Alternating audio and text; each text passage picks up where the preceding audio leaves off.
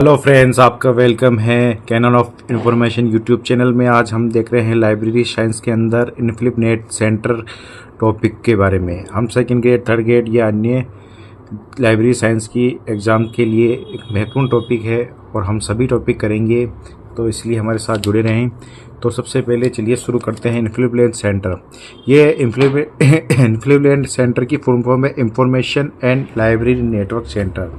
इसमें INF का मतलब है इंफॉर्मेशन और LIB का मतलब है लाइब्रेरी और नेट का मतलब है नेटवर्क और ये सेंटर, यानी कि इसका मतलब है information and library network centre, जिसकी स्थापना हुई थी 27 फरवरी 1991 में। 27 फरवरी 1991 में इसकी स्थापना हुई थी। आप इसके नोट्स भी बना सकते हैं।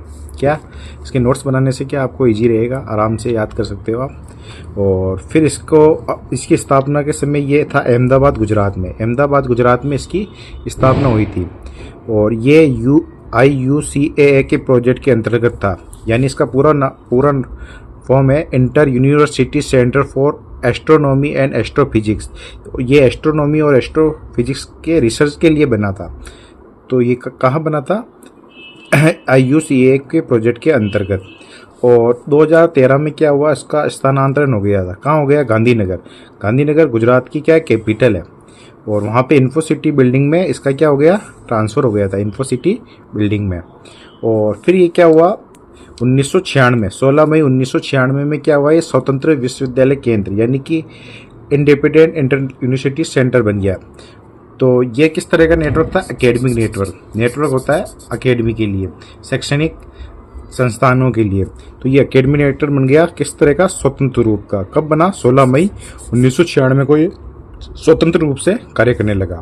और ये किसके अंतर्गत आता है? ये UGC के अंतर्गत आता है। UGC का फुल फॉर्म है यूनिवर्सिटी ग्रांट कमीशन, यानी कि उच्च शिक्षा के लिए जो संस्था है उसको कहते हैं हम UGC। ये सभी कॉलेज यूनिवर्सिटी का रेगुलेशन करती है। ठीक है, इसके बाद ये किस कमेटी की सिफारिश पे ये बना? तो ये बना यशपाल समिति की सिफारिश पर। यशपाल समिति ने 1988 में इसकी सिफारिश की थी। और जो यशपाल समिति की जो रिपोर्ट थी उसको कहते हैं अपन ब्लू डॉक्यूमेंट। क्या कहते हैं? Blue document. जो ये ब्लू डॉक्यूमेंट है ये यशपाल समिति की रिपोर्ट में है। अब हम देखते हैं ये जो इनफ्लिप नेट है ये किस प्रकार का नेटवर्क है। ये है वाइड एरिया नेटवर्क, जिसको कहते हैं WAN। नेटवर्क बहुत तरह के होते हैं, जैसे कि आपने देखा होगा, एक तो होता है LAN, लोकल एरिया नेटवर्क, एक होता है WAN, वाइड एरिया नेटवर्क। तो इस तरह से ये है वाइड एरिया नेटवर्क, यानी इसका एरिया है बहुत बड़ा होता है, लोकल एरिया नेटवर्क से बड़ा होता है।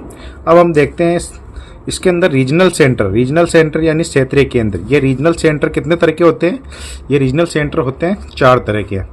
ठीक है, और इसके अंदर सेक्टरल इंफॉर्मेशन सेंटर है इसके 40 तरह के, और डॉक्यूमेंट रिसर्च सेंटर है इसके 100 तरह के। तो रीजनल सेंटर 4 है, क्षेत्रीय सूचना केंद्र यानी सेक्टरल 40 है, और डॉक्यूमेंट सेंटर 100 से ज़्यादा है। तो अब हम देखते हैं इसके इनफ्लिप नेट कौन से मंत्रालय के अधीन आता है, यानी कौन से डिपार्टमेंट के अधीन आता है। ये आता है मिनिस्ट्री ऑफ ह्यूमन रिसोर्सेज, यानी कि मानव संसाधन विकास मंत्रालय के अधीन आता है।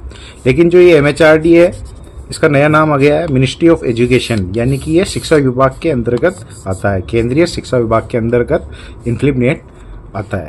अब देखते हैं कि इनफ्लिप नेट कौन सी पंचवर्षीय योजना में स्थापित हुआ था। तो ये कौन सी पंचवर्षीय योजना में स्थापित हुआ? 7वीं पंचवर्षीय योजना में, जो कि 1985 से 1990 के मध्य चली थी।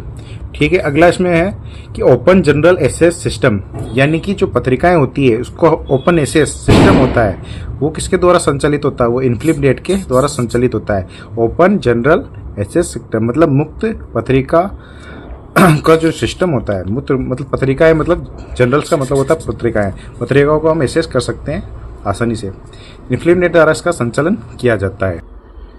अब हम देखते हैं इसके रीजनल सेंटर कितने? इसके 4 है। एक तो है JNU न्यू दिल्ली, यानी कि जवाहरलाल नेहरू यूनिवर्सिटी नई दिल्ली में है। इसका दूसरा सेंटर है इंडियन इंस्टीट्यूट ऑफ साइंस, जो कि बेंगलोर में है। तीसरा है जादवपुर यूनिवर्सिटी कोलकाता, और चौथी है इसमें यूनिवर्सिटी ऑफ पूना, जो कि पूना में महाराष्ट्र के अंदर है।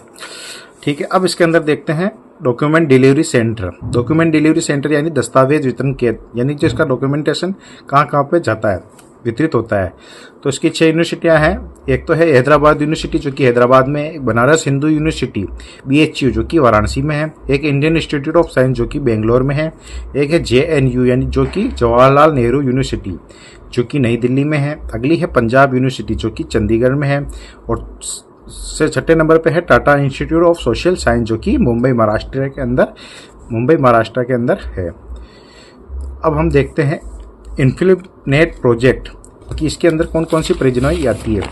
एक आती है केलिबर आती है, प्लानर आती है, शोध गंगा है, ई शोध गंगा है, शोध शुद्धि है, ओजस है, NIRF है, विद्वान है, शोध गंगोत्री है, विद्या मित्र है, और स्वयं प्रभा है, इंडिकेट है, सोल है, EPG पाठशाला है, इन्फोपोर्ट है। ये सारी परियोजनाएं किसमें आती है? प्रोजेक्ट है इन्फिलिप नेट का। तो हम अगली वीडियो में क्या करेंगे, ये जितने भी 16 प्रोजेक्ट हैं इनको अपन डिटेल से देखेंगे, क्योंकि इनमें एग्जाम में इसके अंदर से बहुत सारे क्वेश्चन उठते हैं, पुटअप होते हैं। तो आज हमने क्या करा, इन्फिलिप नेट के बारे में जाना। तो अब हम इस तरह से पूरा हम 2nd ग्रेड 3rd ग्रेड और एग्जाम का सिलेबस के सभी टॉपिक हम कवर कर लेंगे, जिससे कि एग्जाम में आपको आसानी होगी। तो चैनल को सब्सक्राइब कर ले और वीडियो को लाइक करना ना भूलें।